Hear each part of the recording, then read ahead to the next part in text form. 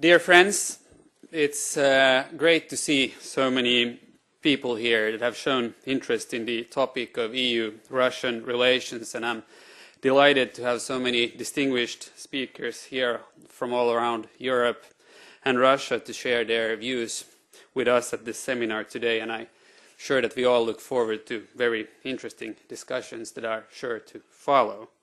I also want to take the opportunity to thank all the organizing parties for great work so far, and I'm sure that the thanks will be even bigger in the afternoon when the seminar is finished. In this brief introductory remark, I will touch upon a few dimensions of the EU-Russian relationship, and I'll start out with the economic one. There's a trend to be seen over the past few years of economic turmoil in Europe. The crisis seems to have driven Russia further away from the EU, and both parties seem to have deprioritized the mutual relationship. This is, in my view, very unfortunate. Russia is a very important partner for the European Union and Finland. It's also, from a Finnish point of view, our largest neighbor and a global political actor, and of huge economic importance to our country, and also actually of big economic importance to the European Union. And hence, of course, a well-functioning relationship should be a priority for both parties. The relationship between Russia and the EU is mutually beneficial, and especially the economic dimension could be very strong. Throughout the whole post-Soviet era, it's been a central priority for the EU to further integrate the cooperation towards a common economic area. The EU is Russia's largest, and Russia is EU's third largest trading partner. And as we know, there is a strong interdependence between the two in, for instance, the energy sector. However, with the increased usage of renewable energy, shale gas, liquefied natural gas, imported mainly from the US, as well as different trading emission schemes, etc., the balance is, in my view, shifting, and the European Union is not as dependent on Russian energy as it once was. And therefore, the Russian economy is in a dire need of diversification. While the Russian economy is still growing at a rate about 3–4% annually, the growth rate has recently slowed down, and the country would also benefit from a further increase in foreign trade. For all of these reasons, it's clear that it's in both parties' interest to further develop the cooperation between the EU and Russia. It's an established fact that increased trade and the increased economic interdependence that follows is a major incentive for both parties to peacefully and openly resolve common issues. This principle of economic integration is what the European Union was founded on: peace through trade. While the relationship between EU and Russia today is fostered on a daily basis, there remains many elements where the cooperation could be further developed. As clear as the benefit for both parties of developing the special relationship is, equally clear is that the obstacles standing in the way are many. I'll start out by looking at some of the obstacles in trade policy. Any progress or process of integration is slow, but the liberalization and internationalization of the Russian economy has been an extremely cumbersome process. For example, it took 18 years of bargaining for Russia to finally join the World Trade Organization last August. Many had hoped that this would finally usher in a new era of trade and resulting in economic growth. Unfortunately, many says that almost the opposite has happened so far. Protectionism is still very common, and the Russian border remains a challenge for companies that want to expand and trade with Russian counterparts. Of course, we have to take into account that this was only last August, but still the development has not so far shown a right direction. After Russia's accession to the WTO, conflicts over tariff issues seem to actually have multiplied. The issue, for instance, of wood tariffs for the Finnish forest companies is only one of the examples of this. Instead of easing up on trade barriers, Russia has imposed new restrictions and further complicated the export of wood. So, dear friends, we still have a long way to go on the EU-Russian economic relationship before we can claim that this will be the path to a common and working relationship. At the same time, we have a lot of other tendencies that are very worrying, and Anna-Lena touched upon many of them in her introductory remark. According to Human Rights Watch, the current level of political pressure and repression in Russia is the highest it has been in the post-Soviet era. Reporters Without Borders placed Russia 148th on a list of 179 countries on its global ranking of freedom of press. The incitement of nationalism and limiting of civil liberties on behalf of the authorities are common themes. Last year, many laws were passed that greatly restrict the functioning of civil society. Particularly alarming is the law that requires NGOs that receive funding from foreign sources to register as foreign agents. Their activities have been hampered in many other ways as well. In October, another law was passed that expands the definition of treason. In November, a law restricting internet freedom was passed in the name of protecting children. NGO offices have been raided. Over the past few weeks, we have witnessed how evident it is that the judicial system is not independent, but rather under political control, with the tax evasion trial of the late Sergei Magnitsky. This trial, as well as others where wealthy people who have fallen out of favor with the political elite are charged, is also a sign of lack of real property rights in Russia. This list could go on for a long time, and this is a very worrying trend. And I'm sure that this topic will be discussed quite thoroughly here today, and it should also be discussed openly. As liberals, we need to speak out on these issues, not only for idealistic reasons, but most definitely also for pragmatic ones.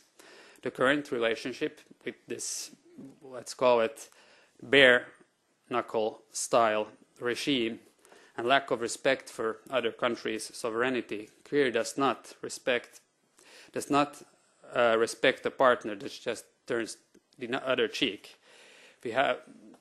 We can't turn our blind eye to what constitutes breaches of very central values of democracy, respect for human rights, the rule of law, respect for property rights and freedom of opinion. We also have to let Russia and President Putin know that the European Union is an equal partner and the European Union will and should not be bullied. But it remains to be seen whether the EU wants to take this approach. As any relationship, the EU and Russia one is not only based on actions or lack thereof on one part or two parts. The EU remains a union of 27, soon 28 member states, and still lacks a true common foreign policy. This is also what Mrs. Laurén touched upon. Does the EU have a phone number? Well, it probably doesn't, and this doesn't make the relationship with, for instance, Russia any easier. Acting within the Union can be slow, and the signals from member states are not always coherent. Ladies and gentlemen, I would be remiss not to comment on the topic of today from the point of view of my own portfolio, Minister of Defense. The societal changes facing Russia will most probably persist for a foreseeable future. Corruption is widespread and institutionalized. The internal political situation is unstable, and the authorities still wield power in an arbitrary fashion. The Russian powers that have emphasized societal stability over individual freedom and economic growth. There are no signs of significant positive changes in Russian foreign policy during the President Putin's third term. Russia emphasizes its status as a superpower, which is based on its permanent membership in the UN Security Council, nuclear weapons, and abundant energy and commodity reserves. One feature of Russian foreign policy is very clearly displayed in the way Russia has dealt with the crisis in Syria. The country upholds a policy of disengagement in other countries' affairs, even while the overwhelming majority of the international community has condemned the atrocities being committed by the Syrian regime. One of the main goals of President Putin has been to reform the Russian defense forces. Russia wants to be seen as a superpower, and for that a sufficient level of defense capability is needed.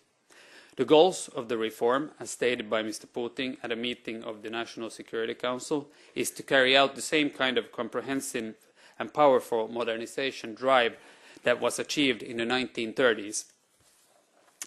To reach this goal, Russia is to invest about 500 billion euros over 10 years in its armed forces.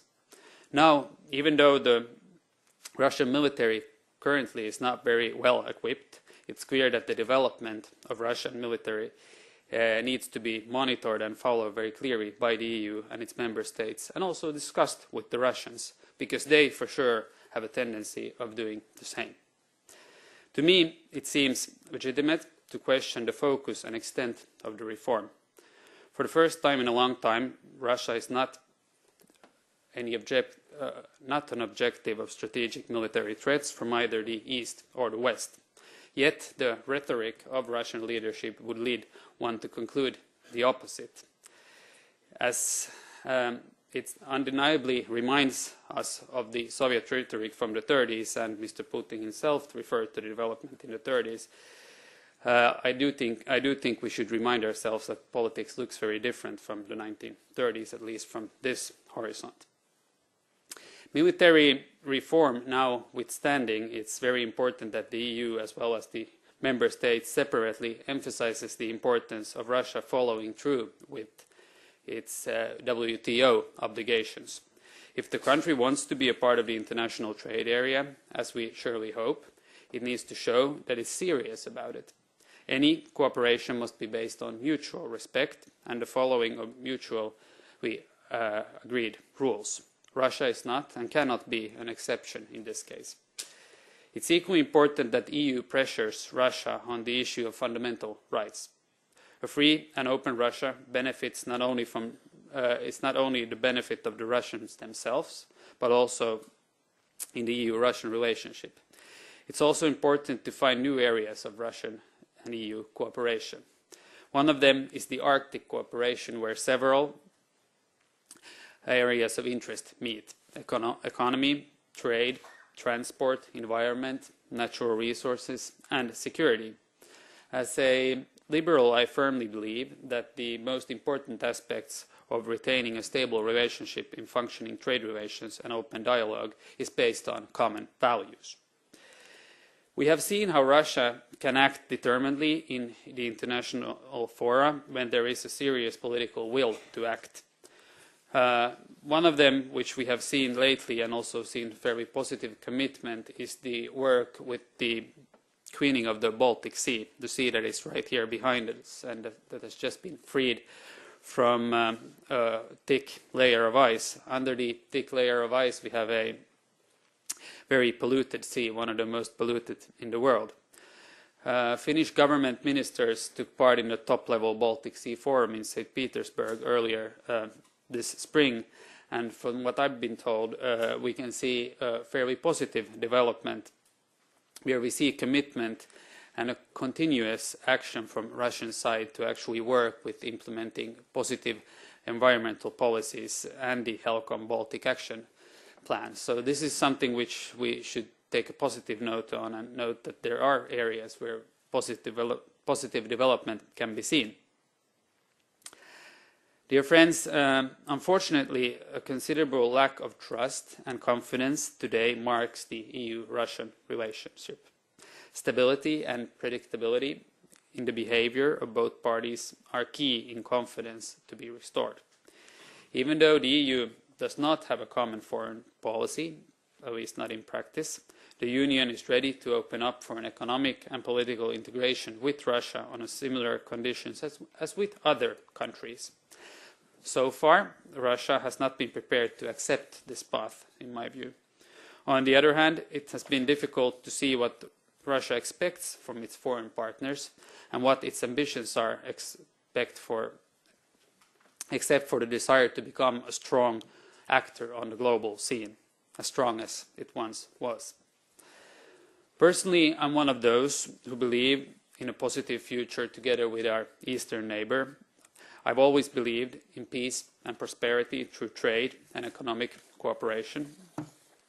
This is, in my view, the way forward, even though the way can be quite cumbersome, and in this case it's going to be quite long. It's my sincere pleasure to open this interesting seminar here today. I'm very grateful for so many showing interest in today's topic and for all the distinguished speakers we have here today. So I'm very happy to be here. I'm very happy to see all of you here, and I look forward to a very interesting day. Thank you very much for your attention.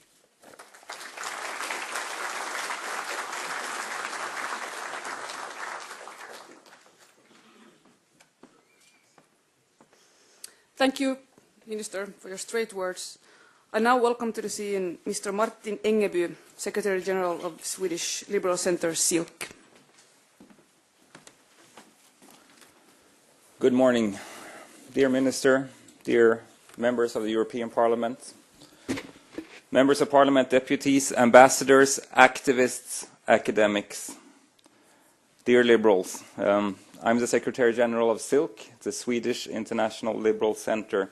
We are a part of the Liberal Party of Sweden, Folkpartiet Liberalerna, and we run exchange programs with struggling liberals and democrats in other countries, including Russia, Belarus, Cuba, Venezuela, Egypt, and Tunisia, to name but a few. I would like to remind us here that the organizers of this conference are parts in some way of liberal parties, of political parties. Now, what does this mean? There can be no democracy without political parties. Political parties play a vital role. Political parties are the organizations that gather people around some sort of proposition of what society should be like. The political parties identify the problems and articulate the demands for change. Political parties develop policy, and the classic one is, what should we do about poverty? Should we have economic growth, or should we have distribution? But in the case of today, we have liberal parties meeting here, and we're discussing, should there be, bluntly speaking, boycott or cooperation? Should there be distance or dialogue in a relationship? And this is for the political parties to think about and to develop. The political parties train people for political office, and this is it's a long process. It's years and years of being involved in the political parties, discussing policy, discussing politics, until the day that you're actually a minister and you are the one who would decide what the policy would be like. Political parties contest in elections. Now, when we look at countries in trouble, we look at struggling people, we see the journalists, we see the NGOs, we see the human rights activists. But when election day comes, somebody has to present themselves. And you can't vote for an NGO, you're voting for a political party. And the political party members also are ready to assume political responsibility after the election. And importantly, even if you're not a decision maker, you're elected into office as a minority, you have a very important responsibility in holding the government to account. And this is the role that we have played in Sweden for 50 years, sometimes with the social democratic government, but nonetheless we have done important things in that role. So in the ALDE group, and there are many liberal parties who have played a crucial role in establishing democracy in their own countries. And I'm very proud of my own party's history. We were one of the driving forces of introducing democracy in Sweden 100 years ago. And the same story it seems to always be that the liberal parties have been the driving force. ALDE as a group in the European Parliament is also very important because it always stands on the side of democracy. It does not have members who are not really Democrats, and they're always for transparency, for democracy. And in Russia, the great Yabloko party is really of critical importance, and it's great to have so many people from Yabloko here today. And I really advise you to look, for instance, at the book table outside where there's election material and all sorts of material about the party. You can see that this is a real political party that's working under very tough circumstances, but it's really ready to play its role as a political party. We are here to discuss the relationship between the EU and Russia. Now, between Russians, Swedes, Finns, and other Europeans, the relationships are excellent. There is no problem between the people. Between the governments, it's more complicated. And between the Russian government and the people of Russia, the relationship has become abusive. Russia is no longer a democracy, and we cannot treat it as a democracy. Now, the overarching challenge for today's conference is to try to find the appropriate policies in this context. And the overarching goal is to contribute to a future in democracy and prosperity. This is a conference of liberal parties, and I'm talking here to several people, or a lot of people, who are members of liberal parties. I'm talking to people who at some point in their life said, I'm not only going to study and work, I'm also going to present myself to do public service.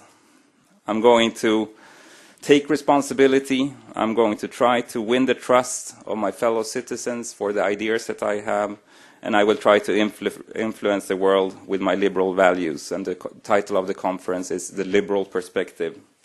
I'm talking to liberals, and this is important because democracy, human rights, and the rule of law are really at the core of liberal ideology. Now, if we put our values first, the liberal viewpoint, we shall also see our wishes for a better relationship come true. Thank you very much.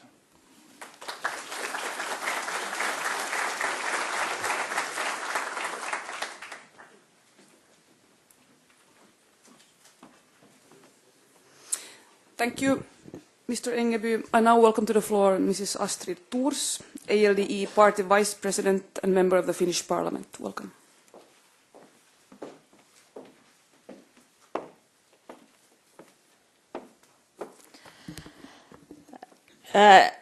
All distinguished guests, Your Excellencies, dear friends, it's also a great pleasure to wish you welcome to this joint event on behalf of the ALDE party as its vice president.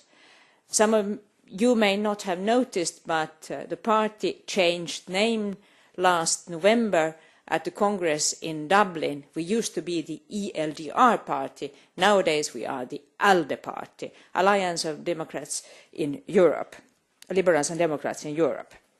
So just as a clear clarification, what is this animal ALDE? That is the same that you used to know as ELDR, but now we are called ALDE. It's also fantastic to see the good cooperation between SILC, ALDE, Jabloko and Svenska Bildningsförbundet and Swedish People's Party. It has been a good cooperation. And I already I am at this point to thank the cooperating organizations for all their efforts, all their endeavors. Thank you very much, all you have been working with this. But especially, if I may, already at this point, because I know it will be a success, I want to extend my greatest gratitude and big thank to our Krista Simberg, without whose endeavors, endless endeavors, and immense energy, this seminar would not have been possible. If Krista is somewhere here, please stand up. No, she's somewhere working, but I think we will extend our greatest thanks to her by applause later in the afternoon. Dear friends, This seminar is an opportunity to have a real dialogue, because I'm afraid that we now live in a situation where both sides, Russia and EU, are speaking to each other without a real exchange of views. EU and Russia have meetings, but do we have dialogues? Do they increase understanding? This is one of the aims.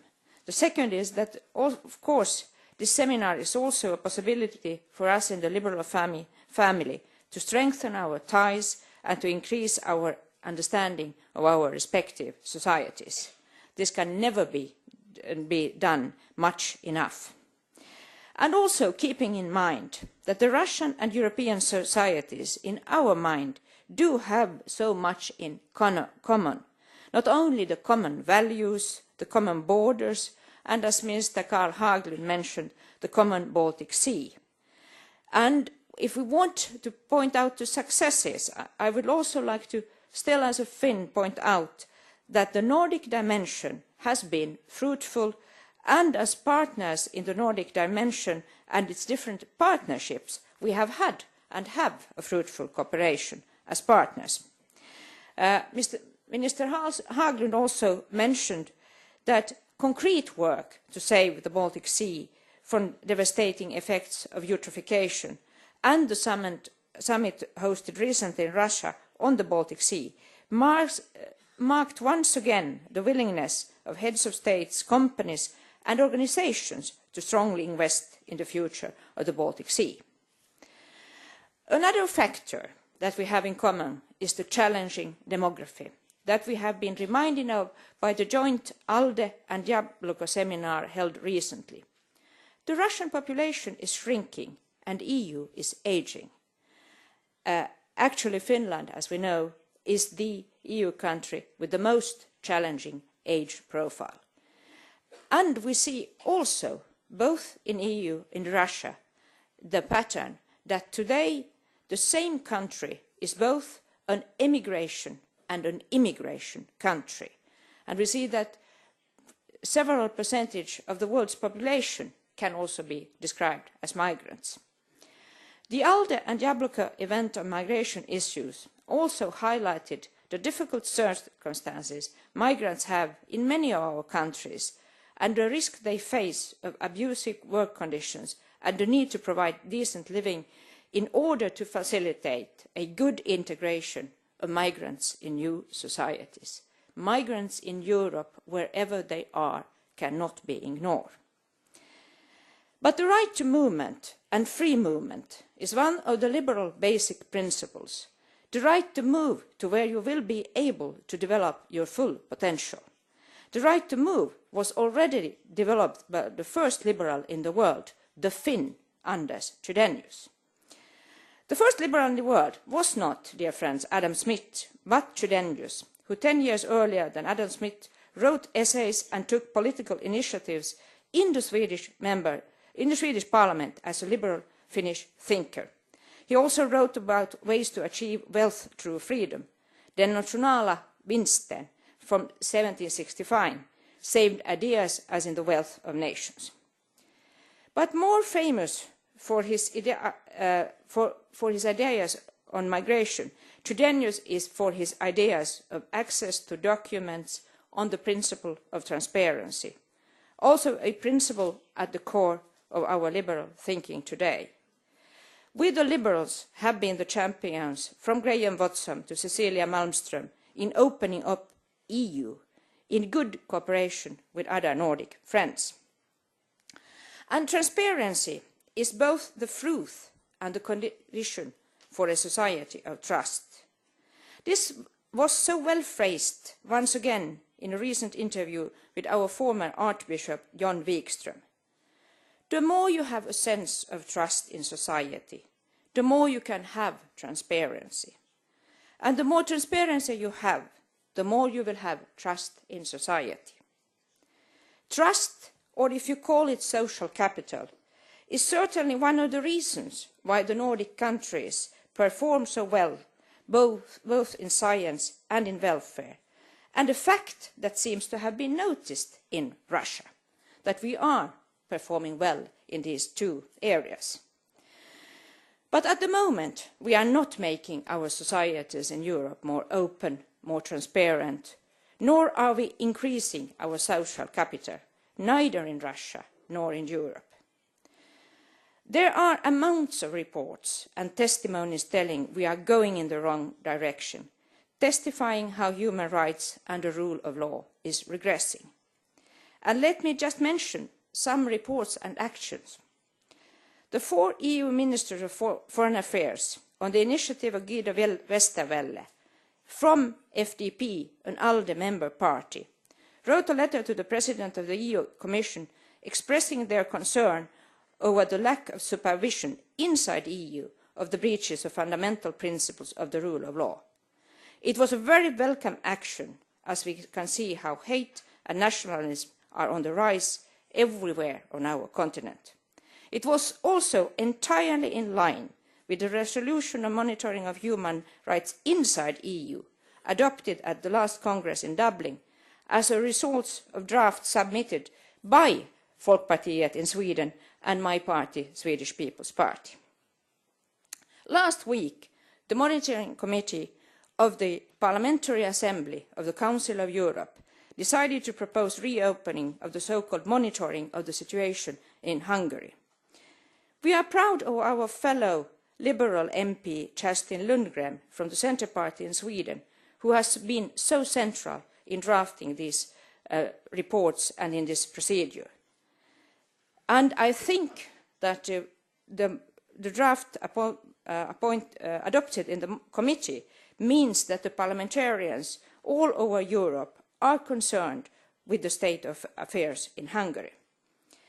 It's worth to mention these both initiatives because from the EU side we are sometimes accused of double standards, that we are turning a blind eye on human rights abuses in the EU but making remarks on the situation in other countries. These 2 steps I mentioned can be taken as proofs that this is not the case. We are taking these abuses seriously wherever they take place. And also last week, Niels Muskiens, the Commission of Europe Commissioner for Human Rights, while presenting his annual report, stated that the picture of human rights situation observed during country visits is worrying.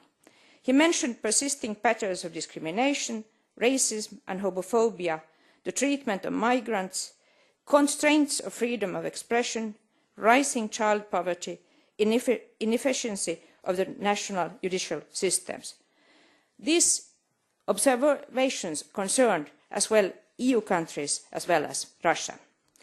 The same Niels Muskiens, a Latvian, has also made observations concerning persisting problems of stateless persons in EU countries and the new challenges threatening NGOs in Russia. May I quote what Muskiens also said on the NGO situation in Russia, because I think he is the highest authority so far in Europe who has made statement.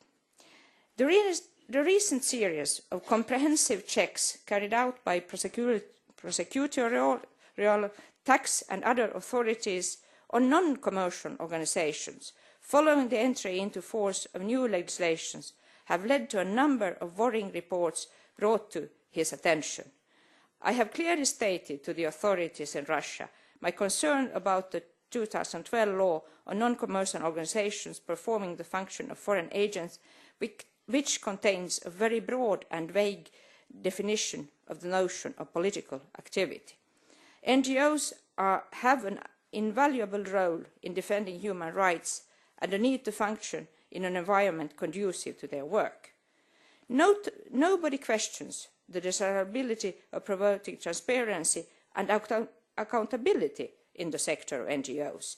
However, the recent inspections and their further consequences, along with official rhetoric stigmatising NGO work, have generated serious concern.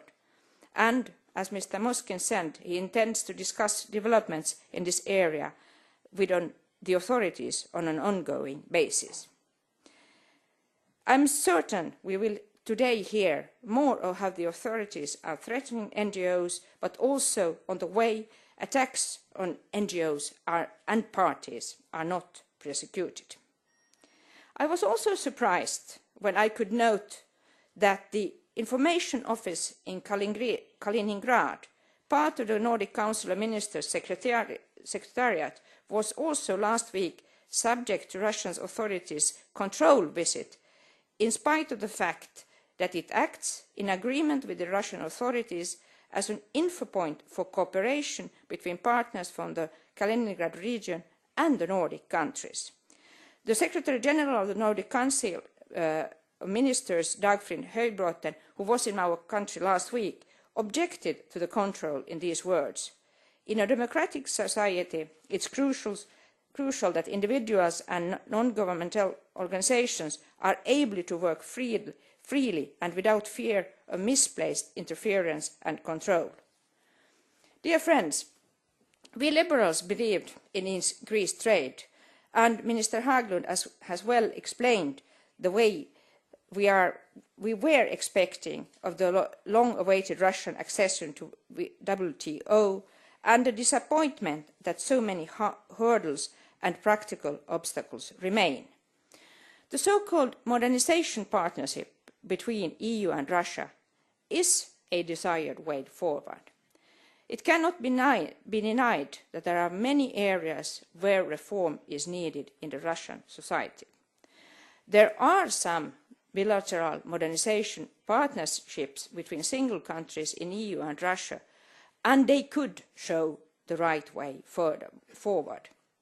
Because I believe that in an open world, the traditionally very well-educated and industrious Russian people see what can be achieved by modernising and improving societal and industrial structure. I am convinced that there is no alternative but to proceed with modernisation if EU and Russia are not to be deemed entirely into much lower positions in the distribution of wealth in the world. To be prosperous, we need each other. That is a fact that cannot be denied. And the more we are interacting and trading and travelling, the better it is for our populations. I think this is the liberal way forward. Dear friend, with these words, I want to wish once again, on behalf of the ALDE party, you very welcome, and I am convinced that we are going to have interesting, fruitful discussions. Thank you for your attention.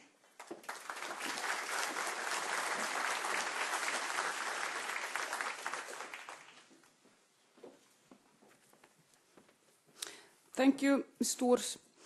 We now have some time for questions. If there is anybody in the audience who would like to ask some questions to Mr. Ängeby, Ms. Thors, or Mr. Haglund.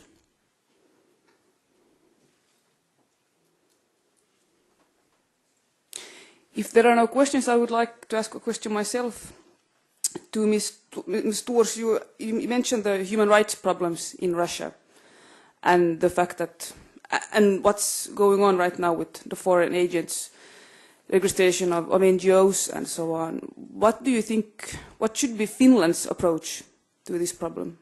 And have we been too quiet about it?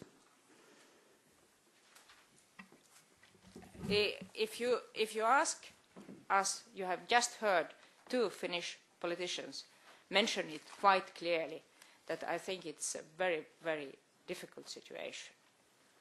And it's not up to the standards that we have. I think when you are, why are NGOs so easily being stigmatized? Is it, we have a, as I mentioned, we have a partnership on the environmental dimension.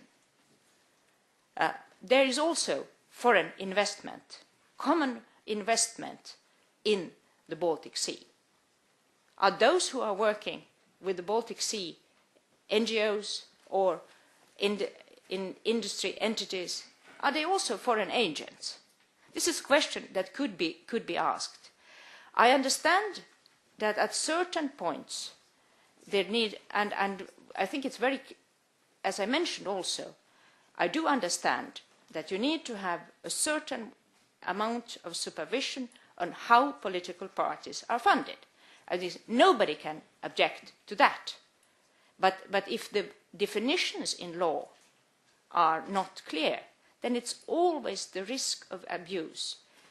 We need to be, we have been, in Finland, we have been a little bit critical, if I make a reference, to the way that the European Parliament and the European Commission drafted proposals concerning political parties, because there was a provision saying that the European Parliament could ban a political party. This is not either a right way. So when we are talking about basic fundamental rights, there must be clear definitions to prevent abuse from any side. We talk about in Europe or we talk about in Russia. But the fact that you do international cooperation is not a fact to make you a foreign agent. Any comments on this issue? Since we have some time, I would like to ask, if possible, if Mrs. Lilia Shibanova, if she has been following the discussion, if you could comment on this, the president of Golos, who has been in quite some troubles recently. You can talk.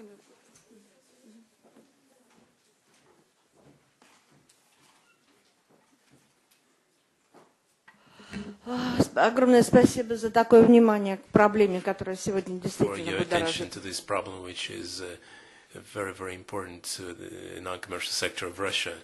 The laws that have been adopted during the last, let's say, last summer, they are all repressional, and they are directed to, first of all, eradication of any civil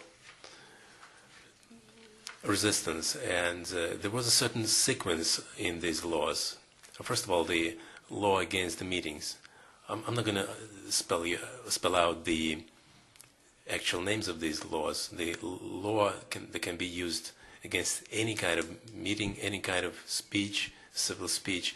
We're not talking about necessarily about political parties. We're talking about the civil speeches. And then the law about the law on defamation, which is a part of the criminal law, which is the law which also can work against any non-commercial organization. Because what is defamation, for instance? And Golos Association is talking about falsification, and the judge, for example, is not confirming the fact of falsification. So here you go, the defamation. Then the agent law, which is on our agenda very sharply.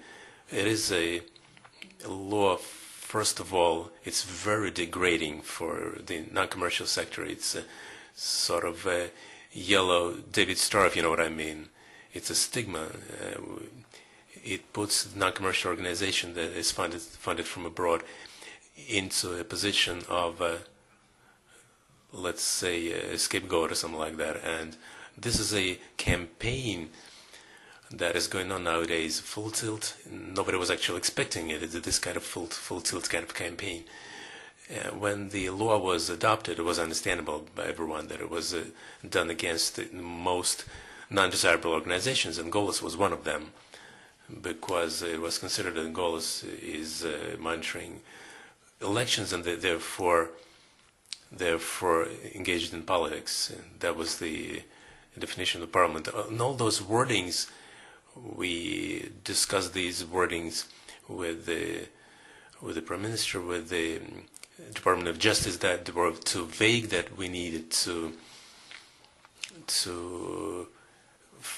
establish some regulations on how to use this law, and the Department of Justice was very favorable to us. But when we started to present quite strict, or actually when the Kremlin began to present very strict demands, and it was one speech of a president was enough when he said that the laws must work, and the question from the audience was that why isn't this law working?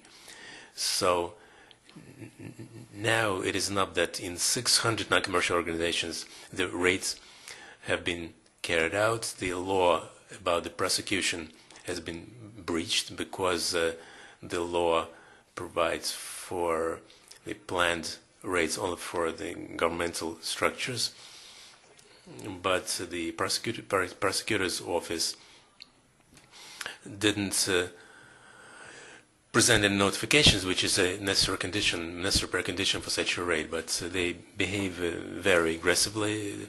Together with the prosecutor office, there is a so-called yellow NTV, which really aggressively behaves in the office, asking questions about if you are a foreign agent and things like that.